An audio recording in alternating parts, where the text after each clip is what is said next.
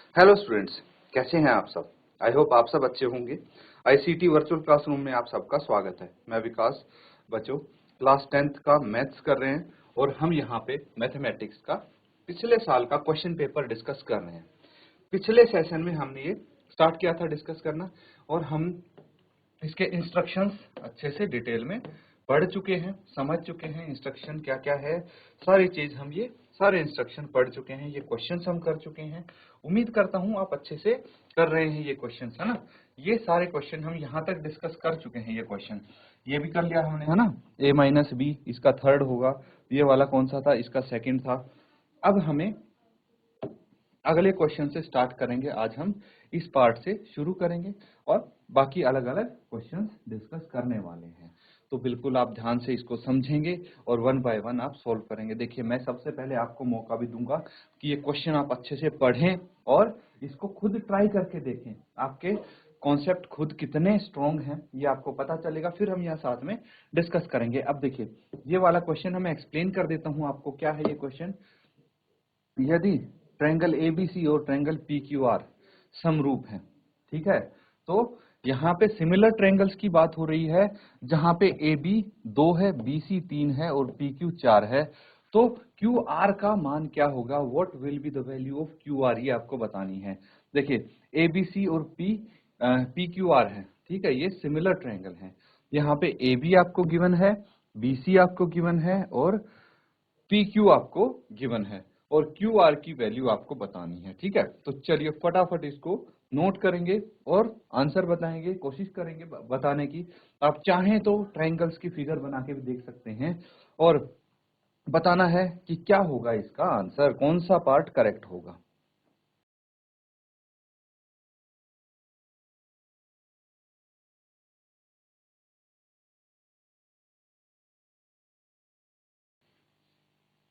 चलिए बच्चों, इसको डिस्कस कर लेते हैं अब, ठीक है। यहाँ पे एक काम करते हैं, नीचे देखिए, यहीं पे बना देता हूं मैं ये ट्रायंगल। क्वेश्चन तो आप देख ही पा रहे हैं ना। तो दो ट्रायंगल्स ड्रॉ कर लेते हैं, सिमिलर ट्रायंगल्स हैं, ध्यान रखना। A B C P Q R, ठीक है। अब अगर सिमिलर ट्रायंगल्स होते हैं, इसका मतलब क्या है ये भी समझेंगे हम। देखिए, ए बी की वैल्यू कितनी दी है यहाँ पे? ए बी की वैल्यू 2 सेंटीमीटर है और बी सी की वैल्यू 3 सेंटीमीटर है। पी क्यू की वैल्यू 4 सेंटीमीटर दी है, ठीक है। ये आपको यहाँ पे गिवन है। तो आपको बताना है, क्या बताना है? पी क्यू आर की वैल्यू, क्यू आर की वैल्यू आपको बतानी है। देखिए, हम एक काम कर सकते हैं, ए बी बटे पी क्यू। अगर ये ट्रायंगल सिमिलर हैं तो इनकी साइड्स की जो रेशियो है वो इक्वल होंगी। ए बी बटे P Q equals to B C, जो करस्पॉन्डिंग साइड्स है ना उनकी रेशियो इक्वल होगी। ए बी के करस्पॉन्डिंग है पी क्यू है, बी सी के करस्पॉन्डिंग क्यू आर है, एंड भाई ए सी के करस्पॉन्डिंग पी क्यू है ना। ये समझ में आता है। अब देखिए, हमें क्या चाहिए? हमें निकालना है क्यू आर। तो हम ये दो ले लेते हैं क्योंकि हमें ए बी पता है। ए बी कितना है? 2 है और पी क्यू कितना है? 4 है, इज इक्वल टू, फिर बी सी कितना है? 3 है और क्यू आर हमें निकालना है, ठीक है। अब इसको कैंसिल आउट करेंगे, ये 2 आ जाएगा और हम क्रॉस मल्टीप्लाई कर देंगे तो क्यू आर कितना आ जाएगा? 3 into 2 is equal to 6 centimetre. कितना आ जाएगा? 6 सेंटीमीटर आ जाएगा। आंसर कौन सा होगा करेक्ट आंसर? ये भी आपको पता है। अब ये रहा 6 सेंटीमीटर आ गया करेक्ट आंसर। इस तरह से कर सकते हैं। अगला वाला क्वेश्चन देखिए। अगला वाला क्वेश्चन क्या है? किसी प्रयोग के सभी प्रारंभिक घटनाओं की प्रायिकताओं का योग क्या होता है, ये आपको बताना है। मतलब किसी कोई भी घटना होती है तो उसकी सभी संभावनाओं को अगर जोड़ के देखें तो क्या होगा। भाई, क्या संभावना हो सकती है? फॉर एग्जाम्पल मैं बोलूं, भाई आज बारिश होगी, है ना, तो उसकी क्या क्या पॉसिबिलिटी हो सकती है बारिश होने की। या तो प्रोबेबिलिटी ऑफ इवेंट, है ना, मतलब वो इवेंट होने की प्रायिकता। तो या तो बारिश होगी या फिर नहीं होगी, है ना। तो ई नोट मतलब या तो वो घटना घटने के चांसेस हैं या नहीं घटने के चांसेस हैं। तो ये दोनों ही प्रोबेबिलिटी होती है ना। तो इन सब प्रोबेबिलिटी को मिला के जो सम आता है वो आता है 1। ठीक है, अगर आपकी 100% कोई श्योर है प्रोबेबिलिटी तो उसका भी आंसर 1 होगा, है ना। श्योरिटी ऑफ एन इवेंट की प्रोबेबिलिटी 1 होती है ना, और इम्पॉसिबल इवेंट की प्रोबेबिलिटी 0 होती है, ये तो आपको पता है। तो यहाँ पे सभी संभावनाएं जो हैं होने की, उनका सम क्या होगा, 1 हो जाएगा, है ना। तो ये नोट कर लेंगे, और आपके इसी के साथ जो मल्टीपल चॉइस क्वेश्चन थे वो कंप्लीट हो जाते हैं। अब एक एक मार्क्स के और क्वेश्चंस आपके सामने आएंगे, उनको हम सॉल्व करेंगे। पहले इसको आप नोट डाउन कर लीजिए, ये कॉन्सेप्ट भी हमने समझा है, इसको भी आप अच्छे से नोट कर लेंगे।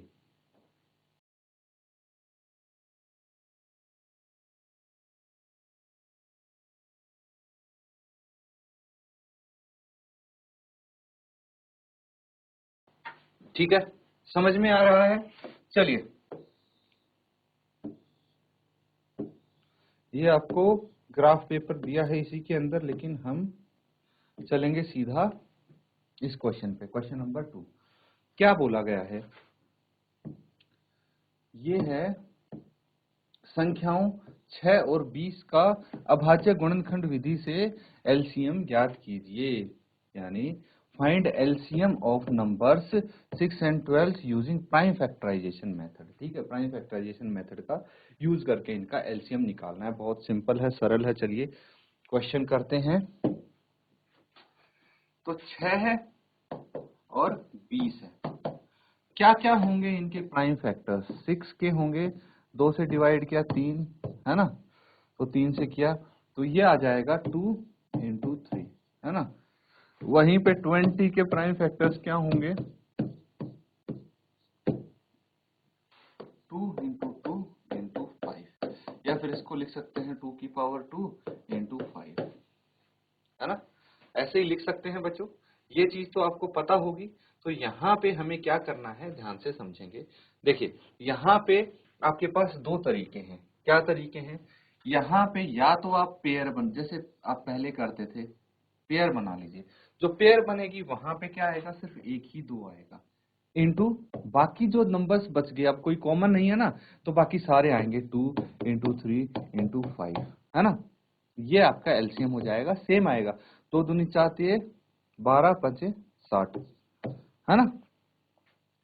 अब अगर आप इससे करना चाहते हैं, देखिए 2-3 तरीके बता दूंगा मैं आपको प्राइम फैक्टराइजेशन मेथड से ही।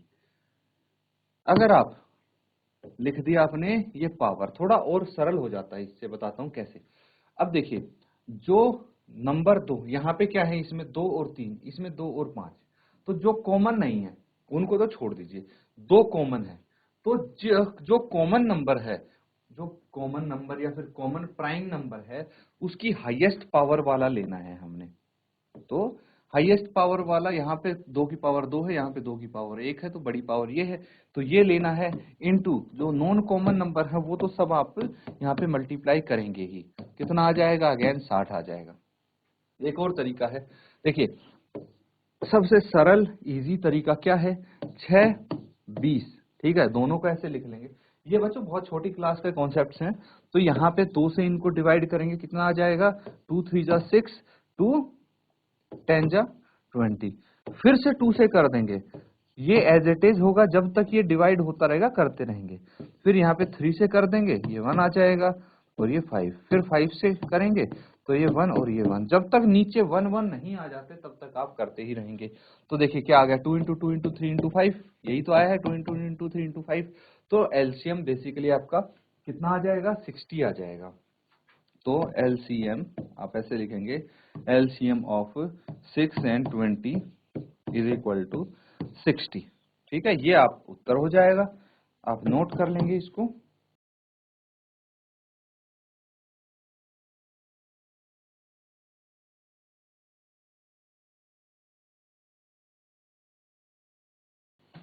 तो ठीक है, समझ में आ रहा है। चलिए अगला देखिए, अब नेक्स्ट क्वेश्चन क्या है, यदि द्विघात समीकरण A X square minus B X plus B X plus C is equal to 0, इसके लिए B square minus 4ac is equal to 0, तो मूलों की प्रकृति क्या होगी। क्वेश्चन ध्यान से समझना है, इजी है। If b square minus 4ac is greater than 0, ठीक है, तो for quadratic equation ax square plus bx plus c is equal to 0, what will be the nature of roots? Roots का नेचर क्या होगा ये आपको बताना। रूट्स पता है, मूल पता है ना क्या होते हैं? जो क्वाड्रेटिक इक्वेशन है उसके दो रूट्स आते हैं आपके, है ना। अब देखिए, एक होता है डी की बात करते हैं। डी इज, इसको बोलते हैं डिस्क्रिमिनेंट। डिस्क्रिमिनेंट, ठीक है। अब क्या होता है डिस्क्रिमिनेंट, ध्यान से समझना। देखिए, डी होता है बी स्क्वायर माइनस 4ac, ठीक है। और ये कहां से आएगा? ये इससे आ जाएगा, ये रहा जो बी स्क्वायर माइनस 4ac, इसको डिस्क्रिमिनेंट बोलते हैं। अब नेचर ऑफ रूट्स की बात कर लेते हैं। अगर डी हुआ आपका 0 से बड़ा, ग्रेटर देन 0, या फिर डी 0 से छोटा हो सकता है, या फिर डी 0 के बराबर हो सकता है। तीन ही तो पॉसिबिलिटी बन रही है, या डी 0 से बड़ा, या डी 0 से छोटा, या डी 0 से 0 के बराबर। तो यहाँ पे हम नेचर ऑफ रूट्स की बात कर लेते हैं। अगर डी 0 से बड़ा हुआ तो हमारे पास दो वास्तविक और भिन्न मूल प्राप्त होंगे, ठीक है। तो टू रियल एंड डिस्टिंक्ट,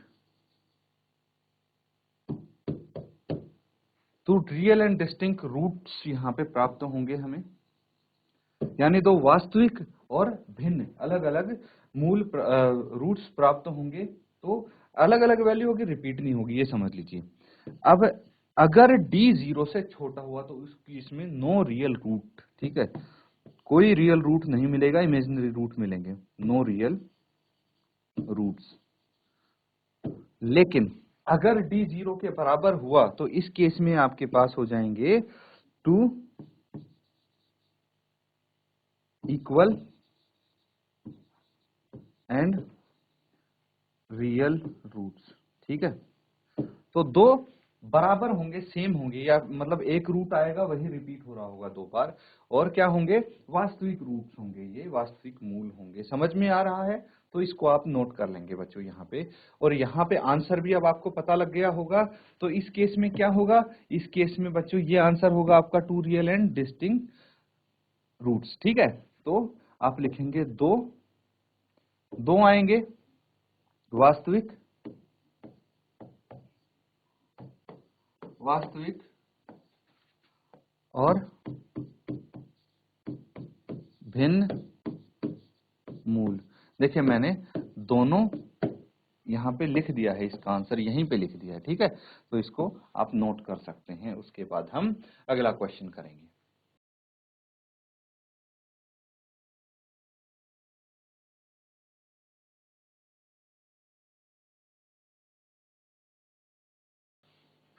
ठीक है, नोट कर लिया सबने। अब देखिए, फोर्थ क्वेश्चन की अगर हम बात करें तो ये है समांतर श्रेणी का क्वेश्चन, अर्थमेटिक प्रोग्रेशन का क्वेश्चन, एपी का क्वेश्चन है। आपको एक अर्थमेटिक प्रोग्रेशन दी है और इसका nवां पद बताना है, 1 3 5 7। चलिए इसको करते हैं। एक है हमारे पास गिवन एपी,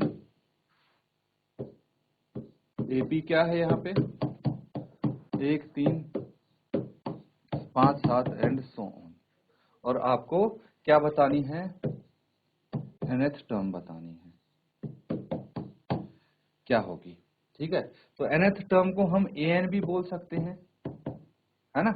तो यहाँ पे फर्स्ट टर्म जो a होती है वो 1 है, फिर d कितना है? a2 माइनस a1 होता है, यानी 3 माइनस 1 इज इक्वल टू 2, ठीक है। हमें an निकालना है, तो क्या होता है? an is equal to a plus n minus 1 into D, ये होता है an। nवां पद तो ये ऐसे ही निकलेगा, a कितना है? 1 है, प्लस n माइनस 1, d कितना है? 2 है। सॉल्व करेंगे इसको, 1 प्लस 2n माइनस 2, ठीक है। अब ये 1 प्लस का है, 2 नेगेटिव है, तो क्या हो जाएगा? 2n माइनस 1, ये आ जाएगा nth टर्म, nवां पद आ जाएगा इसका, है ना। इजी, नोट कर लेंगे।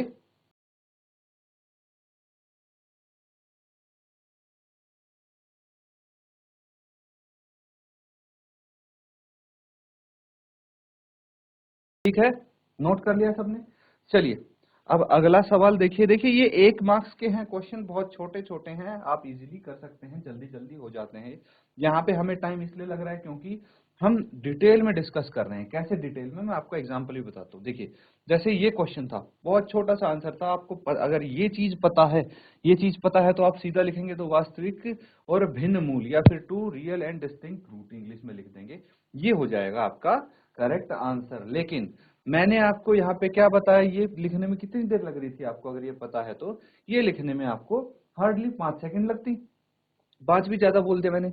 लेकिन हमने यहाँ पे सारी पॉसिबिलिटी डिस्कस की हैं कि ये क्या बोलते हैं, इसको डिस्क्रिमिनेंट बोलते हैं, डी होता है ये, और जो रूट्स आते हैं वो उनका नेचर कैसा होता है, कौन से केस में कैसा नेचर होगा, ये भी डिस्कस किया हमने। जबकि आपका ये सारे नहीं पूछे थे, सिर्फ एक चीज पूछी थी, तो इसीलिए हम डिटेल में डिस्कस कर रहे हैं आपको अच्छे से, ताकि समझ में आ जाए, उस चैप्टर के आसपास के कॉन्सेप्ट भी आपको अच्छे से समझ में आए, इसीलिए हम डिस्कस कर रहे हैं। अब देखिए अगला, यहाँ पे है टेंजेंट ए। टेंजेंट ए की वैल्यू दी है 3/4, तो साइन ए का मान आपको बताना, बहुत सरल क्वेश्चन है। Tangent A is equal to 3/4, find value of sine A. चलिए इसको कर लेते हैं।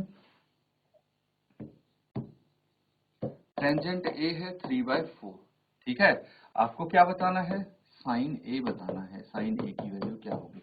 इसके लिए आपको 2 काम करने पड़ेंगे। सबसे पहले एक मंत्र मैंने आपको बताया था, पंडित बद्री प्रसाद हर हर बोल, याद है, पंडित बद्री प्रसाद हर हर बोल, सोना चांदी तोल, है ना।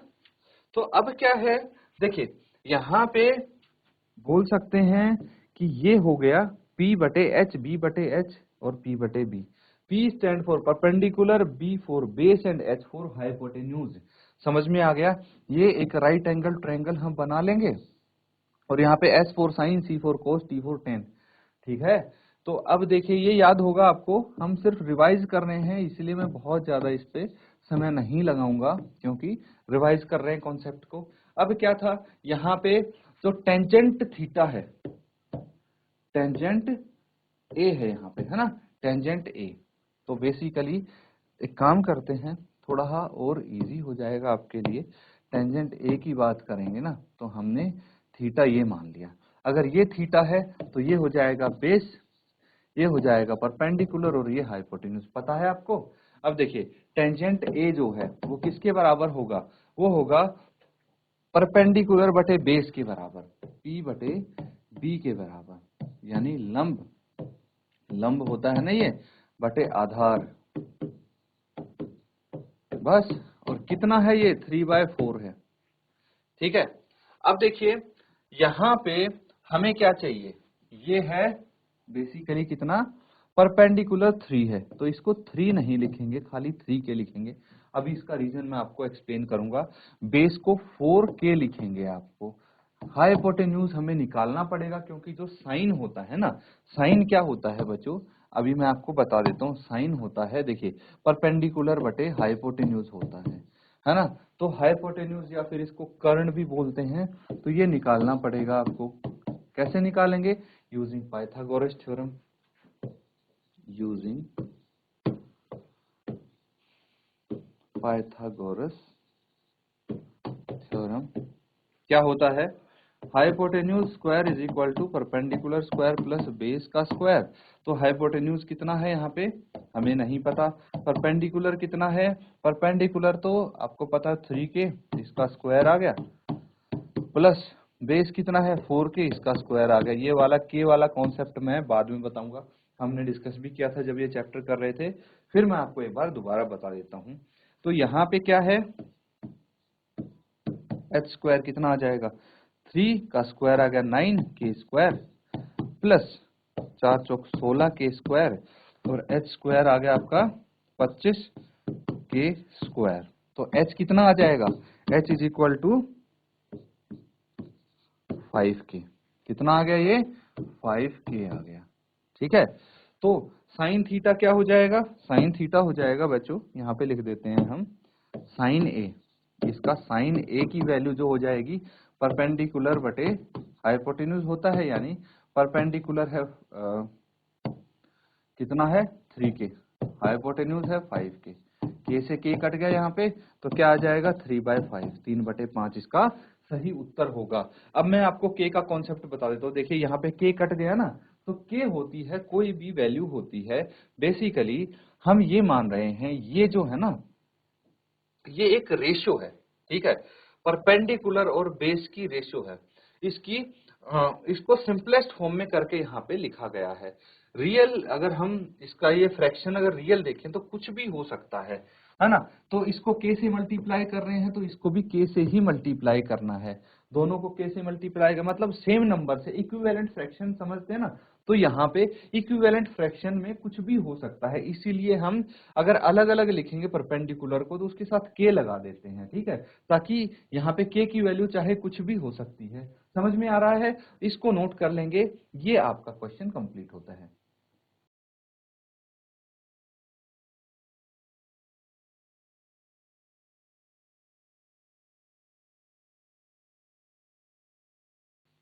तो बच्चों अब देखिए क्वेश्चंस हमने कहाँ तक कर लिए हैं। ये क्वेश्चन कंप्लीट हो गया है आपका? नहीं, अभी नहीं हुआ है सिक्स्थ वाला। तो हमने फिफ्थ तक कंप्लीट कर लिए हैं यहाँ पे क्वेश्चन नंबर 5 तक। बाकी आगे हम इस पेपर को कंटिन्यू करेंगे अगले सेशन के लिए भी। और बच्चों आज जो हमने किया है इसको आप अच्छे से रिवाइज करें। इसी के साथ आज का सेशन यहाँ पे एंड करते हैं। Thank you and have a nice day.